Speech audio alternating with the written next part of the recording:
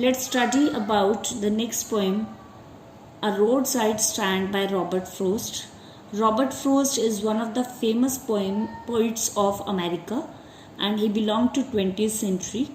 He wrote many famous poems like Stopping by Woods on a Snowy Evening, Birches, Mending Walls, etc. As the title itself suggests that the poem is about a temporary stand which is made by the roadside, and this stand is made by the farmers because they want to live their life peacefully. They want to sell their vegetables and fruits to the city persons. They want money because they are extremely poor. They want the flow of money in their hands. The flow of money and the cash supports all the development in the city.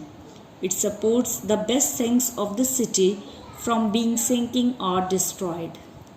Let's start with the poem. The little old house was extended with a little new shed. Shed, temporary building for storing something, and little house was extended out. It is at the edge of the road. It is at the border of the road. A little temporary shed was there, temporary shop was there, from where the traffic speedily moves away.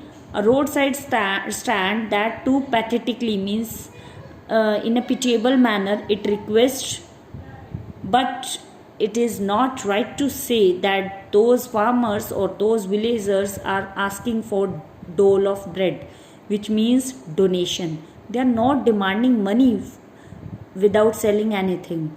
They are demanding money or the cash by selling their items, and the flow of the cash supports the flowers of the city from sinking or withering faint. It supports the best things of the cities from being ruined or destroyed. The polished traffic passed away with the mind ahead. Sometimes it irritates a person's passing from there because the landscape is not beautifully painted. It is painted artlessly in a careless or clumsy manner. N and S signs are also turned wrong. These persons are selling two things: wild berries in golden units, in wooden units, or crook-necked golden squash. Crooked means bent necked golden squash. Golden squash means gourd-like or pumpkin-like vegetable with silver warts. Warts means hard lumps. Or beauty rests in a beautiful mountain scene. Beauty, it doesn't. If anyone had money, then that place offers a beautiful mountain scene there. But if you want to be mean, if you want to be miser, and you want to keep your money with yourself, then go along, then move from there. The hurt to the scenery wouldn't be my complaint. The poet is saying, I'm not complaining about the sceneries, about the scenery of the nature which is being harmed by this temporary shed. So much as a trusting sorrow of what is unsaid. But I just want to talk about the grief or the sorrow of these people. Here, far from the city, we make our roadside stand. We means farmers or the villagers. They have made their roadside stand far away from the city, and what they want city money. They want to feel the city money in their hands because it will help them to make their life expand. Give us the life of moving pictures, and it will help them to live the life of films, which the films promise, which we generally see in the films as the farmers are living their life peacefully or beautifully. They want to live that type of life. That's why they want to sell their items. Thus, the party in power is said to be keeping from us, and the party in power means the powerful persons is said to be keeping from us. They are away from us. They are just promising us, but they are not doing anything. It is in the news that they have heard that all these pitiful kin, pitiful means merciful, kin means relatives, are to be bought out. They would be removed from there or mercilessly gathered in to live in villages, और उन्हें villages में gathered कर दिया जाएगा carelessly next to theatres and stores. Theatre और stores के पास उनकी शॉप्स को वहाँ बना दिया जाएगा, वहाँ भेज दिया जाएगा और इस सिटी कॉर्नर से, इस रोड साइड स्टैंड से रिमूव कर दिया जाएगा. Why they won't have to think for themselves any more. Where they won't have, जहाँ पर वो उस थिएटर और स्टोर के कॉर्नर पर कभी अपने बारे में और सोच ही नहीं पाएंगे कि कैसे उन्हें फ्लरिश करना है अपनी लाइफ में और कैसे उन्हें अपनी अर्निंग्स को वहाँ पर अर्न करना है. They are greedy good doers और beneficent beast of prey. Greedy good doers means who pretend that they are doing good for these poor persons like our government. They swarm over their lives enforcing benefits.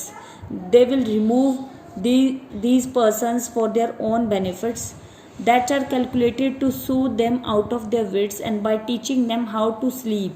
They sleep all day, destroy their sleeping at night the ancient way. And they will calculate money to soothe them, to make their life comfortable. They will control the lives of poor people. These greedy people will snatch money or befool the innocent rural people. They will make them work till whole day, but they will sleep all day themselves. They will use their old games to destroy these people's sleeping at night by their ancient way, by their old way or old games. It means कि वो उनके दिन की चैन को छीन लेंगे और रात को उनकी नींद भी उनसे छीन लेंगे जब वो उनकी शॉप्स को वहाँ से हटा देंगे. Sometimes I feel myself, the poet feels that sometimes I myself realize the difficulty of these people.